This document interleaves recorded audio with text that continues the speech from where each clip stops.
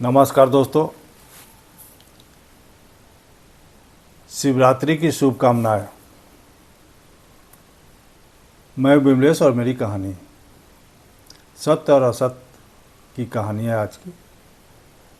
ये कहानी है धर्मचंद और करमचंद, दोनों बड़े ही घनिष्ठ मित्र थे जिनको छोटे से शहर में सदा इकट्ठे देखा जाता था। दोनों हम निवाला हम प्याला थे, किंतु दोनों की आदतें और स्वभाव एकदम जुदा थे। एक उल्टे सीधे काम करके पैसे कमाना चाहता था, वो नगर में जो सेठ था उसके बराबरी करना चाहता था।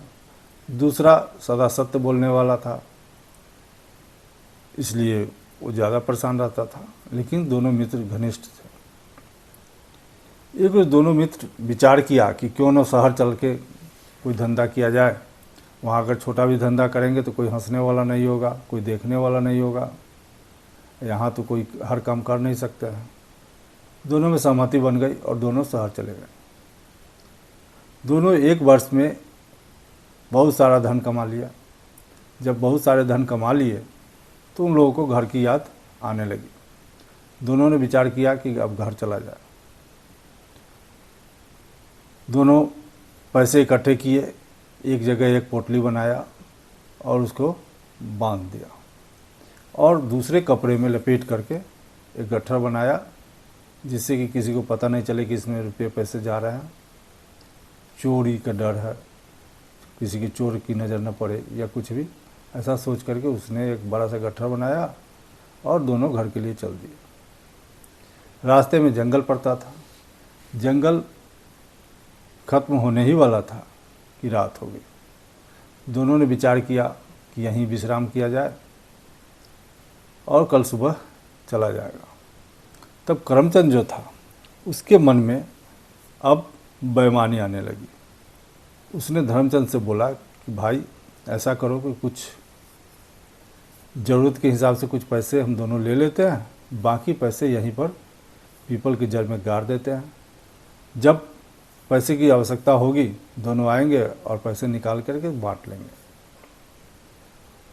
धर्मचंद भी कहा यह भी ठीक है, ज़्यादा पैसे घर ले जाकर के क्या फ़ायदा, जैसे जैसे ज़रूरत पड़ेगी वैसे वैसे आके ले जाएंगे। दोनों में सहमति बन गई और वहाँ पर गड्ढा खोद करके उस गठरी को ज़मीन के नीचे गाड़ दिया और दोनों घर चले आए। घर आने के बाद करमचंद के मन में तो पाप पहले से ही आ गया था।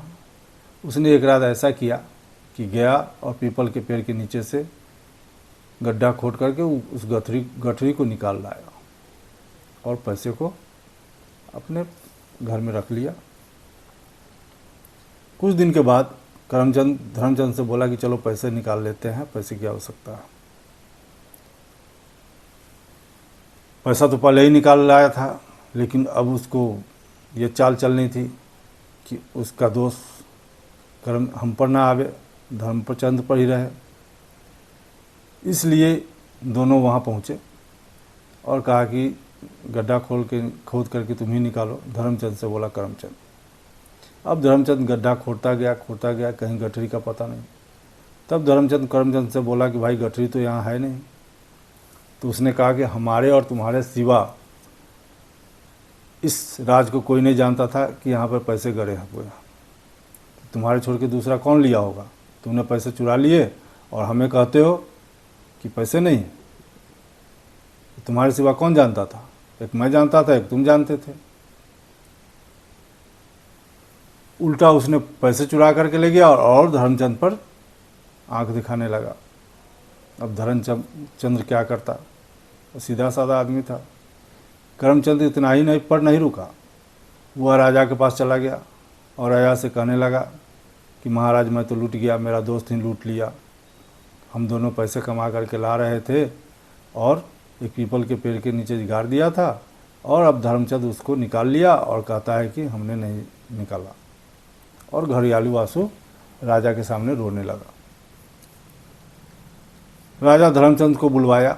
धर्मचंद दरबार में हाजिर हुआ, हाथ जोड़े हुए खड़ा था और कहने लगा महाराज मैंने आज तक न झूठ बोला न एक पैसा किसी का चोरी किया और करमचंद जो है ये कह रहा है कि पैसे हमने चुराए हैं।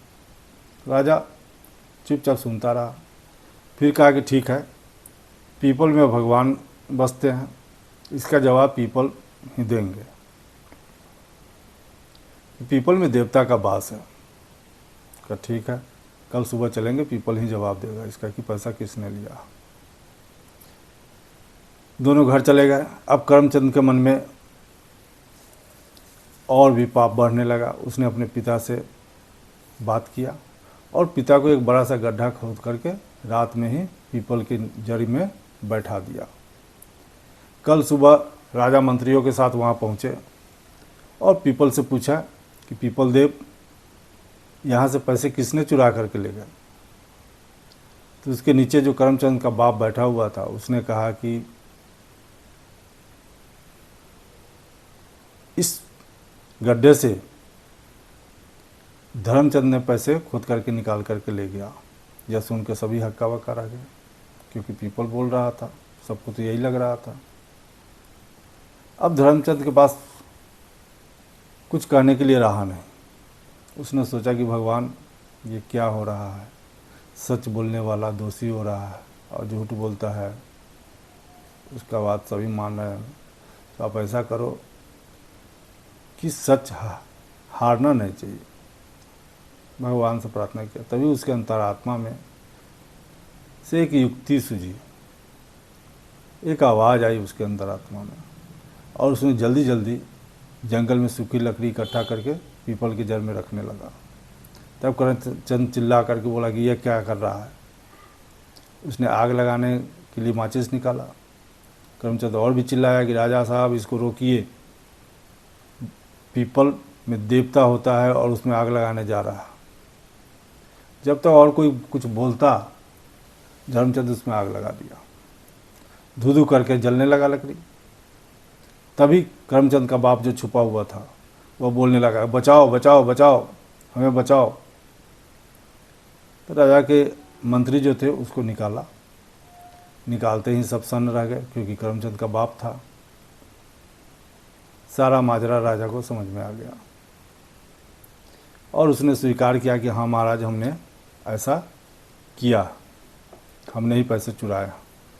अब करमचंद को राजा ने उसी समय फैसला सुनाया कि करमचंद को इसी पीपल पर फांसी पर लटका दिया जाए और इसके बाप को आजीवन कारावास में बंद कर दिया जाए। कहानी छोटी सी थी। अगर अच्छी लगी हो तो लाइक और सब्सक्राइब जरूर कीजिएगा। हमेशा सत्य की विजय होती है। कहते हैं ना, करो कुछ ऐसा कि दुनिया करना चाहे तुम्हारे जैसा। नमस्कार।